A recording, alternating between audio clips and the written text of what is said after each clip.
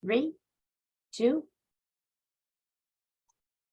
Good afternoon, everybody, and welcome to County Executive Marc Elrich's weekly press briefing. My name is Barry Hudson. I'm the Director of Public Information for Montgomery County, and I will be standing in for Lorna, who is not with us here today. Joining us today, again, as normal, is our crew of professionals from the Health Department, Dr. James Bridgers and Dr. Keisha Davis, as well as Sean O'Donnell will be giving an update. We're also joined by Dr. Earl Stoddard. We also have a few special guests today.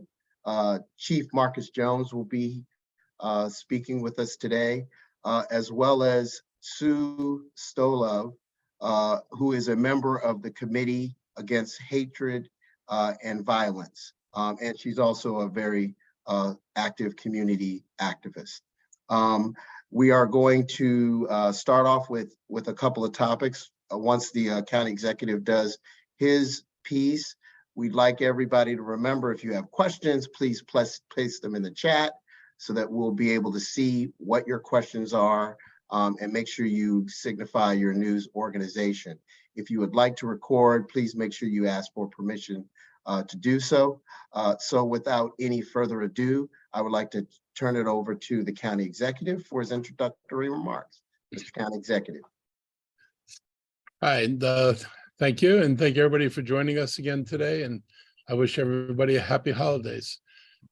This Sunday evening, I joined many members of the community at an event organized by Glen Echo volunteer firefighters. They were kicking off the annual Hanukkah, the lighting of the menorah ceremony that they do. And this is a bittersweet ceremony because it comes on the heels of yet another act of anti-Semitic vandalism. This time it took place at Walt Whitman High School. I applaud the Walt Whitman High School principal for acting quickly and decrying what is truly unacceptable behavior. The hate message was quickly removed, and a letter was sent to students and parents condemning the act. We've had several other major anti-Semitic incidents, as well as bias incidents and crimes against other minority communities, such as recent vandalism of the historically Black Church of Scotland, AME, the anti-Asian hate crime that occurred in Rockville over the summer, and the protesting and attempts of intimidation by the Proud Boys at the Drag Time Story Hour this fall. I'm glad that Chief Jones is joining us today to update you on what MCPD is doing to investigate these incidents and how the community can help. Unfortunately, most of the time when these acts of vandalism occur, it's very difficult to find the culprits. But we still need to do everything in our power to catch and stop these acts from happening. No one should feel unsafe in our own community. And those who peddle this sort of hate need to know that we don't accept or tolerate this type of behavior in Montgomery County. Problem's not going to be solved by our police department or Jewish community alone. And we have to be more intentional and deliberate about how we collectively address acts of hatred so that we're all the more understanding and inclusive. It is imperative that we educate our children and community and all people. And I believe that through education and understanding, our similarities as people will override the perceived differences. I want to thank Sue Stoloff-Weiss for joining us today, and she's involved in the community, helping to identify and respond to anti-Semitic behavior, and I appreciate her work and advocacy. And I also want to acknowledge the importance of independent work by people in the community. At the end of the day, it's really important that all of us be willing to stand up when we hear comments that are be they racist, sexist, anti-Semitic, whatever. We have an obligation to tell people this isn't behavior that's accepted here. And whether it's Jewish oppression or the lingering impacts of systemic racism or colonialism or subjugation of indigenous people, we must teach the factual history to create understanding and compassion so we better understand the inequities and racism that still permeate our society. One of my favorite historians is Howard Zinn, and he famously said, if you don't know history, it's as if you were born yesterday.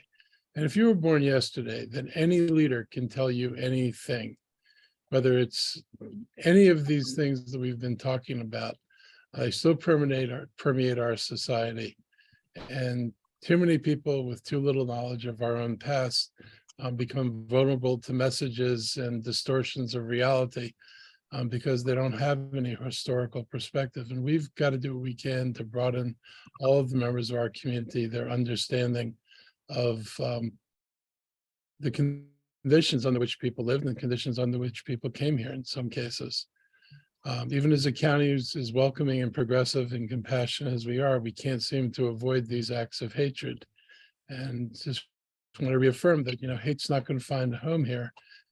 And we're going to work with Dr. McKnight and the County Council and MCPS, and as well as our interfaith and our nonprofit communities to find effective ways to address this issue going forward. I'm now going to turn it over to Chief Jones and Sue, and then we'll take your questions.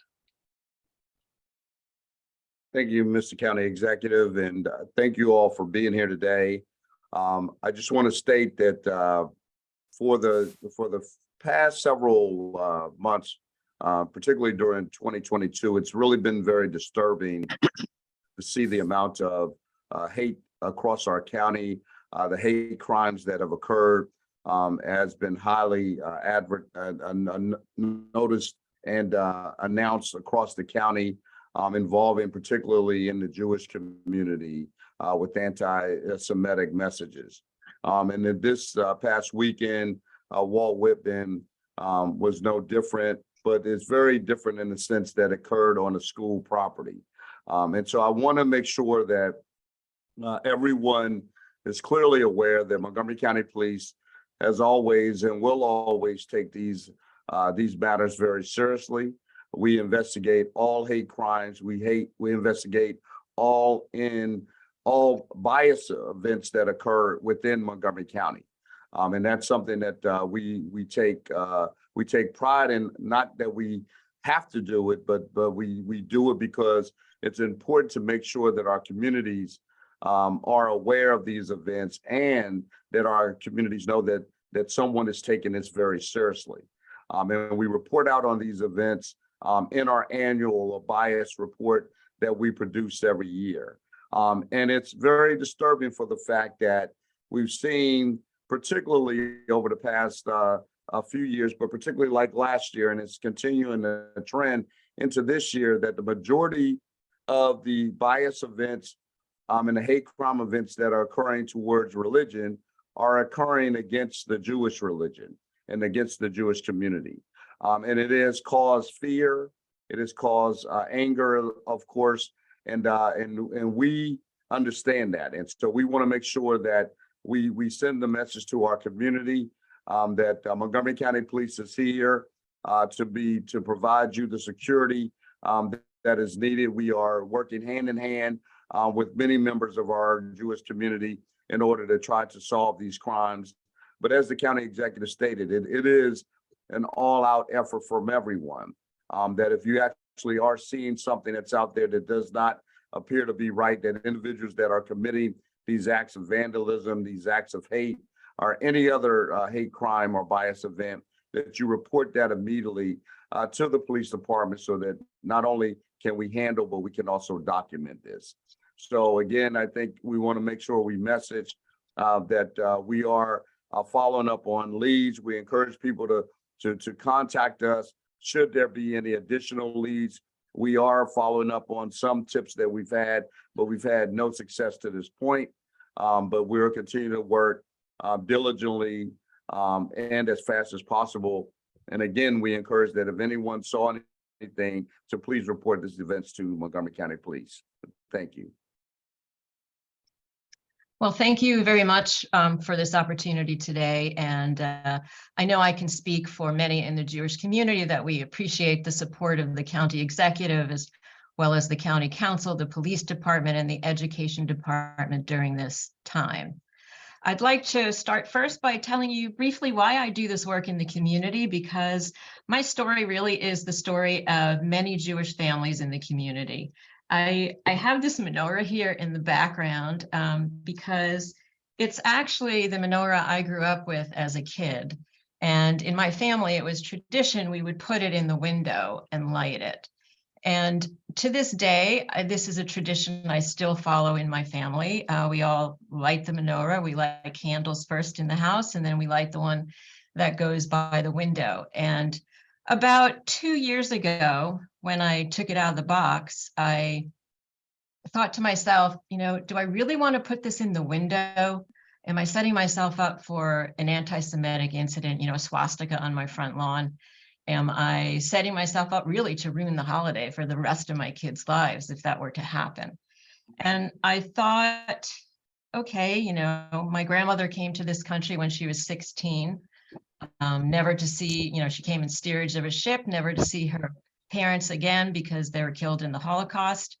And I think she would say to me, if you're afraid to put your menorah in the window in Montgomery County in the United States, where freedom is so important, then you need to do something about it. So as a volunteer, I wear 2 different hats in the community against the fight against hate. And I'm a member of the Montgomery County Committee Against Hate and Violence.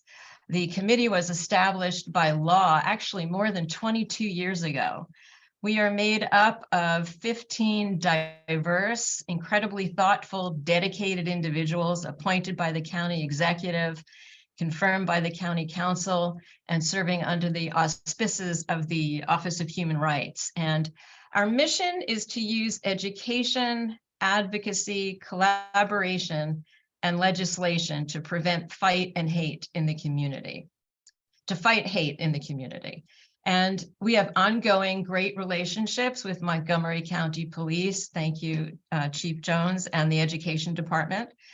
And we develop programming based on the issue of the day and community concerns. So examples of what we've done in the past 2 years include community meetings at a Muslim community center, a community meeting in the wake of the Orlando shooting, updating this brochure called Know Your Rights, which is in the process of being updated, that informs you what to do if you're a victim of hate and violence, and a community friendship picnic annually attended by 3,000 people and supported basically by every part of the Montgomery County government contributes to that amazing picnic.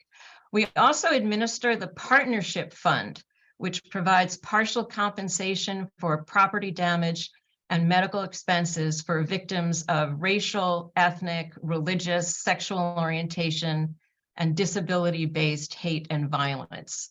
And the Partnership Fund's goals, like the committee's goals, are to demonstrate community support for the victims and ease the financial consequences of such violent acts. I also volunteer with the American Jewish Committee, and through that vehicle, I educate the community specifically about anti-Semitism. AJC's mission, if you're not familiar with it, is to support the Jewish community wherever they are worldwide. And I've developed an interactive educational briefing on anti-Semitism together with the regional director of AJC, Alan Ronkin, who is a great resource about anti-Semitism if you need one for your, I don't want to say Rolodex, that's going to date me, but if you need it for your contacts in your phone.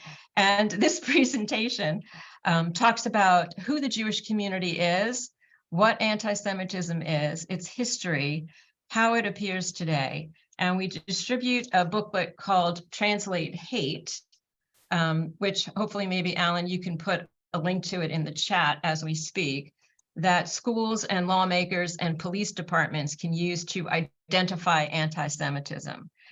We also have hard copies that we could send to you.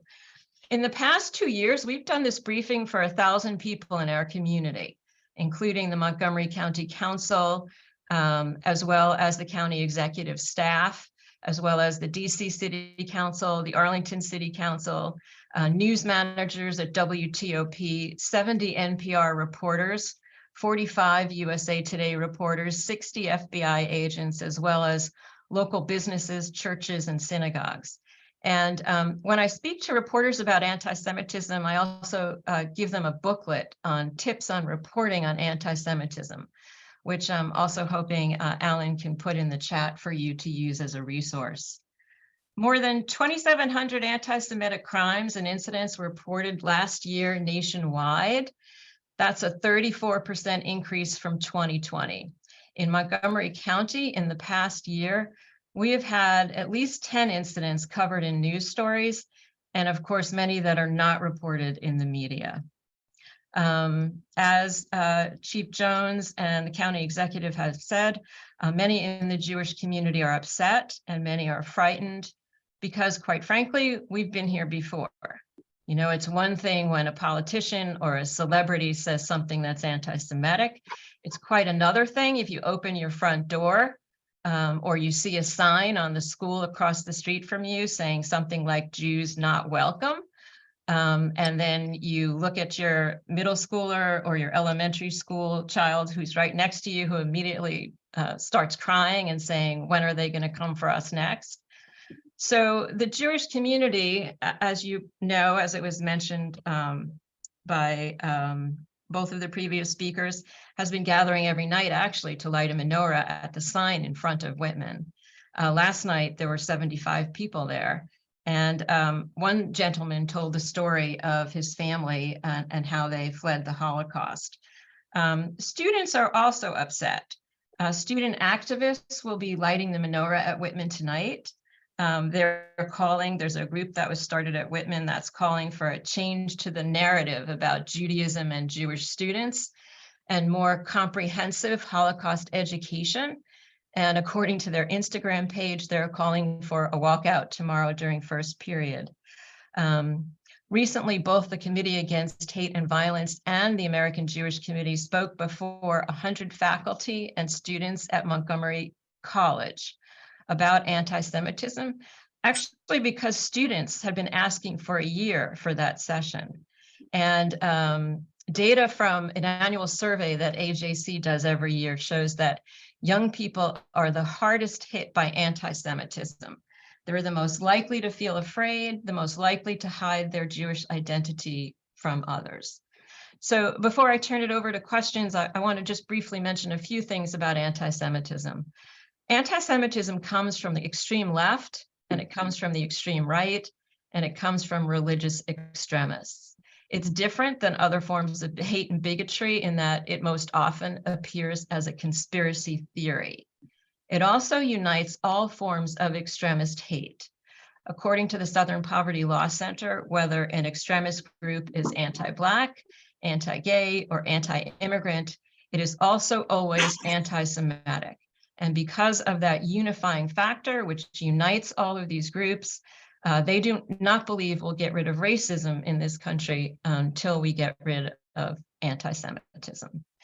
So thank you again very much for this opportunity, and I am happy to take any questions.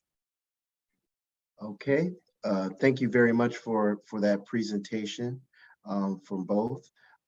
Reporters, if you do have any questions on this topic, please place them in the chat so that we can get to you. I don't think we have any at this point, but we'll hold for a second to see if there are any. And if you don't put it in the chat, you can just mention your name and your news organization and ask your question.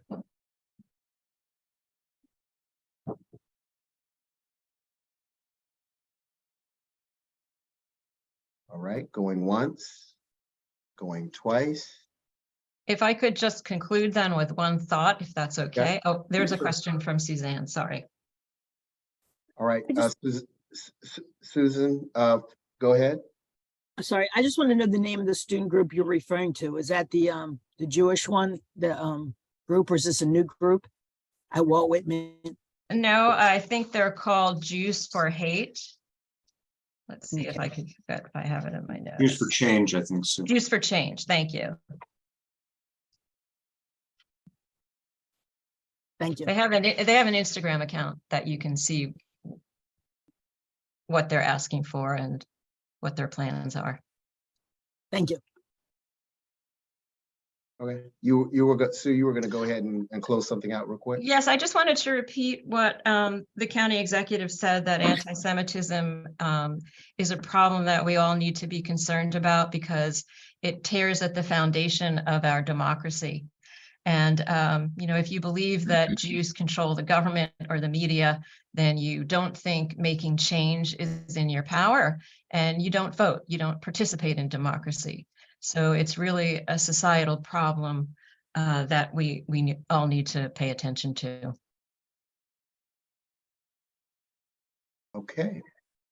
Thank you so much for joining us today and for providing that information. You are welcome to leave now if you'd like, but right now we can turn it over to the county executive and our health officials for a COVID and other health issues, public health issues update. So, Mr. County Executive. So I want to thank the chief and Sue for joining us today. And before we get into our COVID, flu, RSV rates, the pandemic rates, what are the tridemic rates, I did want to note that we have seriously cold weather coming in this weekend. And these temperatures are likely to become a public health and safety concern. And we need everybody to check with their neighbors or elderly family members who may require special assistance to make sure they're keeping warm. We encourage everyone to sign up for Alert Montgomery, bundle up, look out for those who are most in need, watch out for freezing water pipes, and don't go outside for extended periods of time in this weather.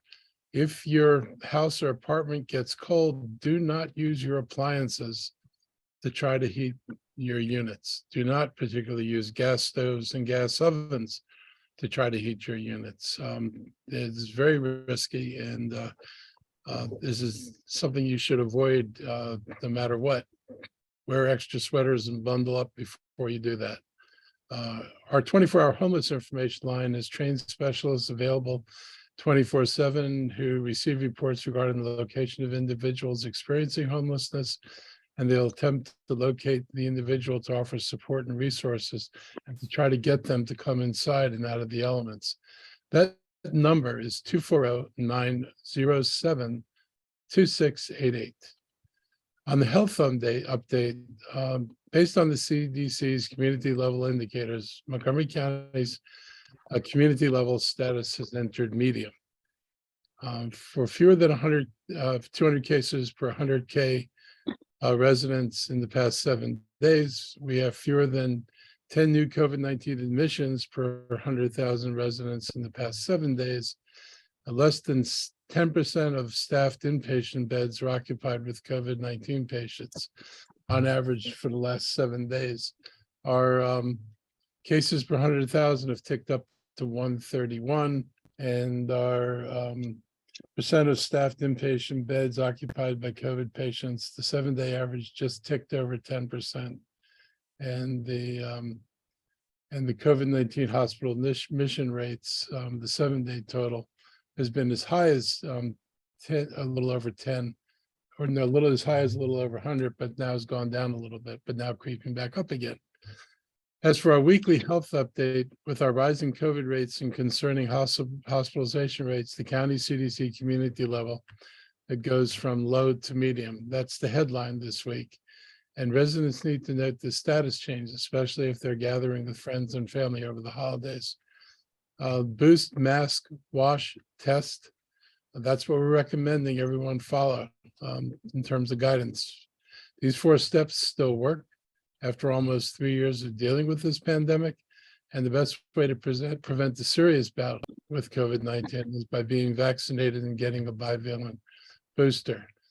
Unfortunately, only 28% of all county residents have gotten the bivalent booster. And we need to do better than that. We know we can do better than that. We all did better than that when it was hard to find boosters. Now finding a booster is no problem at all. And we have lots of different places to go. We're not relying on special clinics or telling people you have to go out to a site with tents and wait your turn to drive through. We're in a position now where you can get these boosters anywhere. You need to take advantage of that. So please think about yourselves and think about the folks around you. As you can see in this chart, each wave of vaccinations, from initial and second doses to the boosters to the current bivalent boosters, we're seeing less and less people show up to get their shots. And specifically those younger, as well as our Black and Latino residents, are being boosted at much lower rates. None of you are immortal. You know, you really aren't. And this is really a dangerous disease. If you get it, then you've not been vaccinated. Those who are not vaccinated are being hospitalized and dying at far higher rates than those who are vaccinated. Getting these shots are still vital to saving lives and preventing illness. So if you're not vaccinated a booster, please get your shot. It works, and all these other steps will help keep flu and RSV numbers down as well. If you all want, any better proof of that, just taking COVID out of the equation, almost nobody got the flu for the last 2 years. Why? Because we were all wearing masks. So you didn't get an epidemic of flu because the masks were able to prevent the spread of flu. That's still true for flu this year. It's true for RSV this year, and it continues to be true for COVID. So just think about how different it was last year when we were all doing these things. It really matters. It really, really does. On Saturday, hundreds of people turned out at Westfield Wheaton Mall for our 4th Boosterama and flu shot clinic. We had 197 people receive their COVID booster, and another 143 people got their flu shot. I'm encouraged by these numbers and thank Department of Health and Human Services for helping more of our community get protected. When I was at the mall and out and about over the past week, I was glad to see more people wearing masks. Wearing a mask in crowded indoor places with poor ventilation is strongly recommended as well. Nursing home visits, on public transportation, and around people who are at high risk of having serious complications from COVID. It's important that folks continue to test. We have free rapid tests still available at our libraries. And the federal government is also providing another round of rapid tests by mail. So get your rapid tests from the federal government. I hope everyone will consider the health of others during this holiday season. The holidays will be much more enjoyable when we gather safely and don't have to stay home because we or they are sick. And if you aren't feeling well, please stay at home. It's better to miss out on something than to get a loved one seriously ill. The beauty of everything that happened over the past few years is it's made it possible for many more of us to enjoy these holidays than otherwise would have been here to enjoy it. So the work we did really paid off for people. We need to keep making sure we do the right things that minimize the spread of COVID as long as it's out there and as long as it's as problematic as it is. We have to do everything we can to keep the numbers as low as we can. So we're just asking people to consider masking. It's important and it'll help keep people safe. So I hope everybody has a good weekend and a happy holiday, and we will see you all next week. And I guess we'll turn to questions now.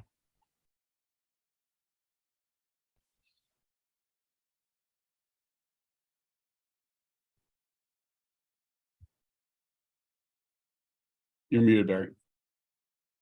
Any questions from the media? Yeah. Go ahead.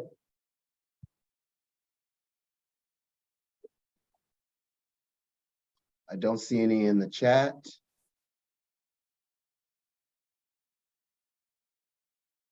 Going once, going twice, 3 times. Okay, so I guess we don't have any questions for today for any of our guests or for the county executive or our health professionals. Thank you very much for joining us. As the county executive stated, please, if you didn't ask questions, make sure you report the importance of our recommendation for people to follow those 4 steps he outlined.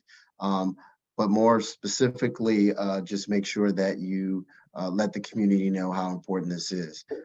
Thank you very much for joining us. We hope everyone has a happy and safe holidays during the next few days, and we will see you again next week. Thank you.